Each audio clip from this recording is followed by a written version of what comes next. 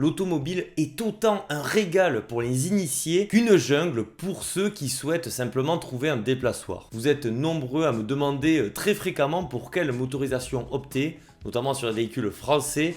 Écoutez, ça tombe bien puisque dans cette vidéo, je vais vous parler des moteurs à éviter à tout prix et ceux à privilégier. D'ailleurs, si vous êtes l'un des possesseurs d'un des moteurs évoqués dans cette vidéo, n'hésitez pas à m'en faire un retour dessus dans l'espace des commentaires. Je ne prétends absolument pas détenir la vérité absolue, loin de là, et il se peut que des moteurs à la mauvaise réputation épargnent certains d'entre vous. Donc ça serait intéressant d'avoir vos retours là-dessus. Pas mal, non? C'est français.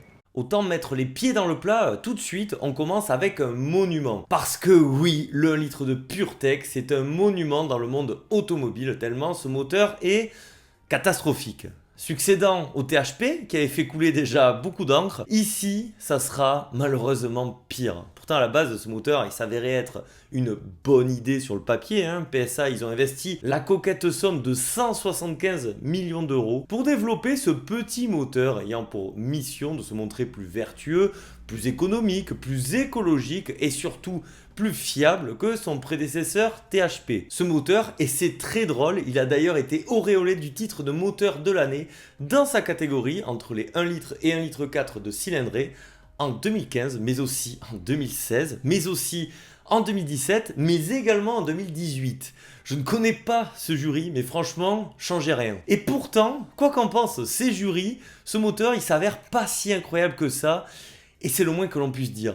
Lorsqu'elle s'use, la courroie de distribution, elle se désagrège, ce qui va former des débris qui vont colmater la crépine de filtration de l'huile moteur, ce qui va avoir pour effet de réduire la lubrification des organes moteurs avec, pour finalité, une casse potentielle de ce dernier. D'ailleurs, PSA, à l'origine, il préconisait un changement de courroie tous les 10 ans ou 175 000 km.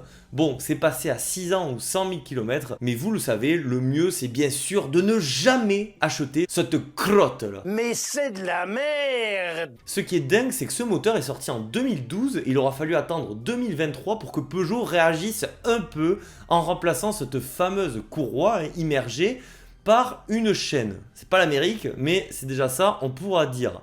Je vous parle du 1 litre 2, mais dites-vous que pour le 1 litre PureTech, plus confidentiel, ça sera la même chose. Avec le PureTech, toutes les versions sont mauvaises, je vais donc vous les citer pour ne pas vous faire piéger. Donc il y a le 1 litre 68, puis le 1 litre 2 68, 72, 75, 82, 83 pour les versions sans turbo, et les 1 litre 2 100, 110, 130, 155 avec turbo. Ces moteurs sont tous nuls avec peut-être la palme pour les moteurs 110 et 130 chevaux.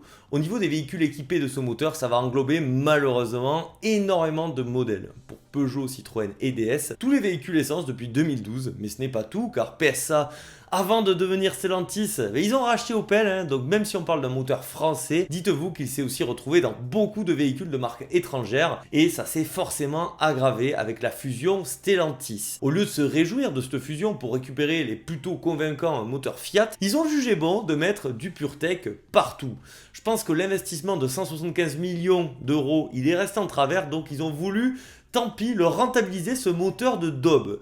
Donc attendez-vous à retrouver les PureTech dans les nouvelles Fiat, Jeep, Alfa Romeo ou encore Lancia. Et même chez Toyota avec le clone du Berlingo, le totalement inconnu ProAce City. Pas mal, non? C'est français. On a commencé avec du très lourd et on va continuer avec un solide Challenger nommé 1 litre 2 TCE. L'avantage du 1 litre 2 TCE comparé à 1 litre 2 PureTech, c'est que Renault a compris que son moteur était tout pourri et donc l'a laissé uniquement 4 ans sur le marché, entre le 1er janvier 2012 et le 11 mai 2016. Ce qui est fou, c'est qu'à l'instar de PSA, Renault, dans les années 90 et début 2000, faisait des moteurs essence de très bonne qualité, voire excellents. Ici, rien ne s'est passé comme prévu. Mais pourquoi ce moteur a fait tant couler d'encre au point d'être qualifié quand même de Motorgate, chose qu'on n'aura même pas dit sur le PureTech, c'est dingue.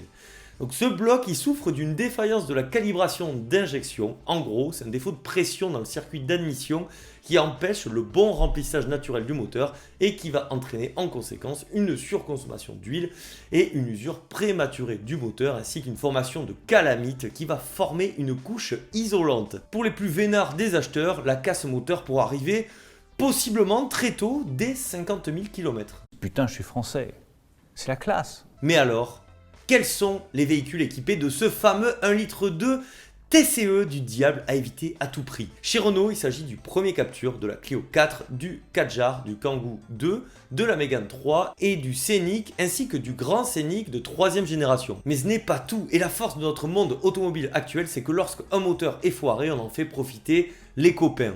En plus de Renault s'ajoute Nissan avec le Qashqai 2, la Pulsar que tout le monde a oublié, ainsi que le premier Juke. Ça fait d'ailleurs bizarre de voir un constructeur aussi réputé que Nissan doté de ces moteurs de piètre qualité. On dit quoi? On dit merci Renault. Et c'est pas fini, il faut aussi compter sur Dacia qui a décliné ce moteur sur le premier Duster, le Logi ainsi que le Docker. Mais c'est toujours pas fini puisque ce moteur il a aussi eu droit à une apparition sous le capot d'une Mercedes, El Famoso Citan, clone de luxe du Kangoo.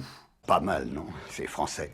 Ah, le fameux 1,6 L THP. Alors autant le PureTech, je trouve que c'est une nullité en tout point, autant le THP, il avait quand même des petits arguments. Lors de son apparition, ce moteur était tout de même salué pour sa polyvalence, son punch et sa consommation maîtrisée.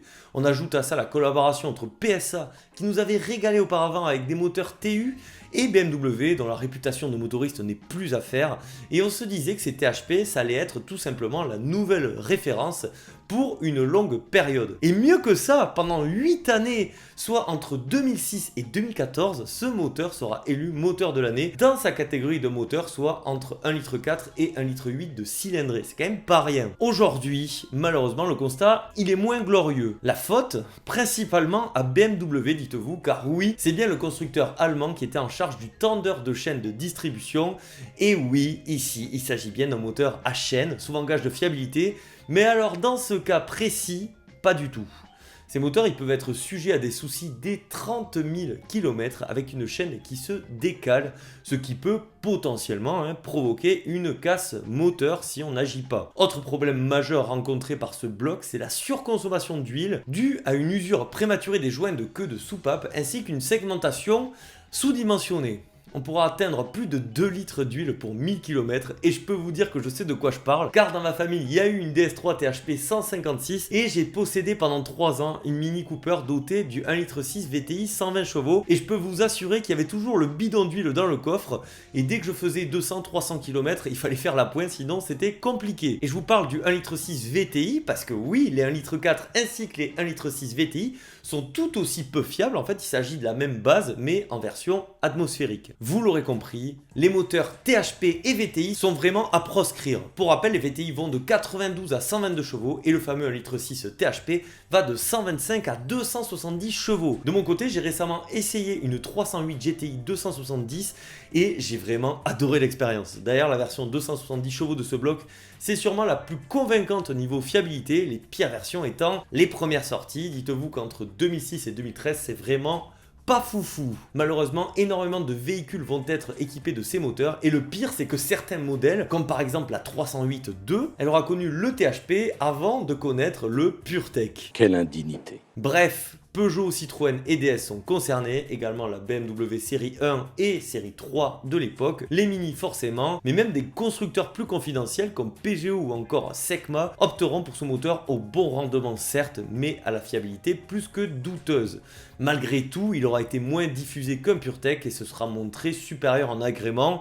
Bon, on va dire que c'est déjà ça. Pas mal, non? C'est français. On retourne du côté de chez Renault avec un moteur qui aura marqué son temps par sa médiocrité. Il s'agit du 1,9 litre DCI. Vous devez forcément vous souvenir du fameux 1,9 litre DCI de l'enfer. Ce moteur, il avait la mission de remplacer le réussi 1,9 litre DTI en ajoutant simplement une rampe d'injection commune à haute pression, aussi appelée Common Rail. C'était la révolution à cette époque. Je vous en avais déjà parlé avec l'introduction de cette technologie sur l'Alfa Romeo 156. Mais bref, autant chez Fiat Alpha, ça s'est très bien passé. Mais alors chez Renault, on peut dire que ça a été plutôt chaotique. C'est d'autant plus dommage que les diesels Renault des années 80 et 90, ils étaient excellents. Et surtout, fiables. Dans les soucis souvent constatés sur ce fameux 1,9 litre DCI, on note des turbos qui ont la fâcheuse tendance à lâcher très rapidement, une fragilité au niveau des coussinets de bielle, des injecteurs pas très solides ainsi qu'une vanne EGR assez capricieuse. Si Renault souffre encore aujourd'hui d'une image de marque pas hyper fiable, c'est en grande partie à cause du 1,9 litre DCI, c'est fou. Ce moteur il est arrivé d'abord sur la version restyle de la Mégane 1 et du Scénic 1 avant de s'étendre sur toute la gamme et de proposer plusieurs nuances de puissance. Bien sûr le plus gros z-tron sera la version 120 chevaux qui cumule le plus de soucis, vous devez absolument fuir ce moteur proposé forcément sous le capot de la Laguna 2 et qui aura causé l'arrêt de ce modèle malgré une Laguna 3 fiable et aboutie en tout point. Tu achèterais la voiture, toi? Ben oui. Évidemment. Ce moteur il était aussi disponible sur la Mégane 2, la Mégane 2 CC, la Nissan Primera et le Renault Scénic. Vous l'aurez compris, c'est un 1,9 litre DCI, il est à éviter absolument. Malgré tout, il faut dire que la version 130 chevaux sera un peu moins pire, même si clairement on est très loin de la fiabilité quasi irréprochable du 1,5 litre DCI 90 chevaux par exemple. Pas mal, non? C'est français. Alors c'est sûr, comparé au moteur évoqué auparavant, le 1,6 litre HDI est plus réussi. Malgré tout, je tenais à vous en parler car il est tout de même assez problématique. S'il y a bien un moteur qui est d'une solidité à toute épreuve, c'est bien le 2 litres HDI 90 chevaux. Seulement voilà, ce bloc apparu tout d'abord sur la Citroën Xantia doit être modifié avec l'apparition des normes Euro 4 dans les années 2000.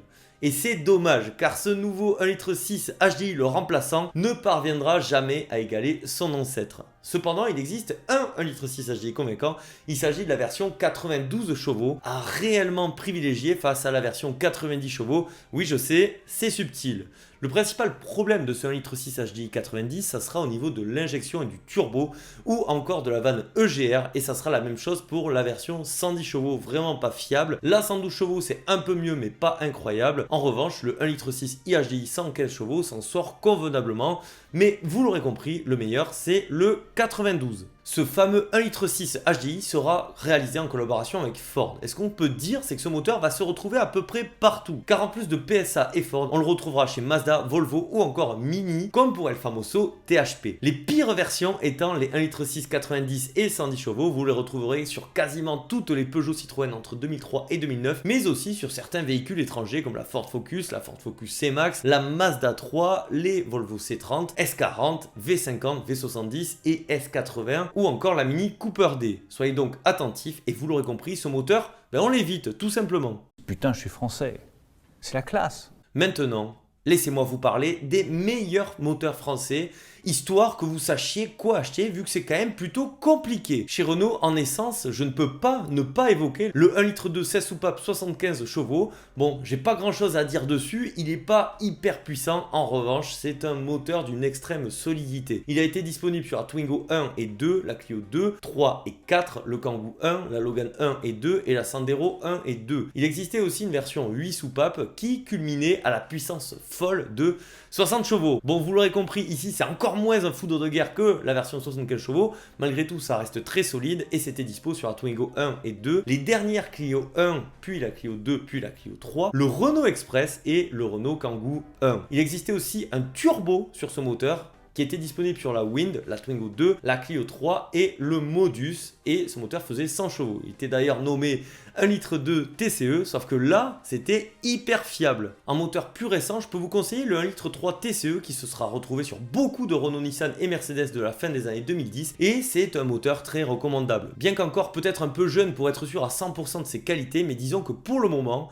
il est impeccable. Chez PSA, en essence, bien sûr, niveau moteur, fiable, vous allez me parler des TU. Bon, le TU, j'en ai un sur mon AX et c'est sympa, c'est vrai. Mais malgré tout, ce moteur, il a la fâcheuse tendance à faire beaucoup trop facilement des joints de culasse. Mis à part ce gros bémol quand même, les moteurs sont très solides, très simples. Et l'avantage, c'est que les moteurs TU, ils ont été présents depuis l'AX en 86 et ils seront produits jusqu'en 2014, soit 28 ans de carrière. Donc vous le retrouverez partout chez PSA sur une longue période avec des puissances allant de 45 chevaux sur l'AX à 125 chevaux sur la C2 VTS. Il y avait aussi le 2 litres 16 soupapes décliné en 137, 138, 140, 143, 177 et 180 chevaux qui était un excellent moteur. Mais si je dois vous conseiller un seul moteur essence présent chez PSA, ça serait le 1 litre i 3 cylindres de 68 chevaux qui équipait la Peugeot 107, la Citroën C1 mais aussi la Toyota Aygo, car oui, vous l'aurez compris, j'ai un peu triché, ce moteur il est d'origine Toyota et même plus précisément Daihatsu.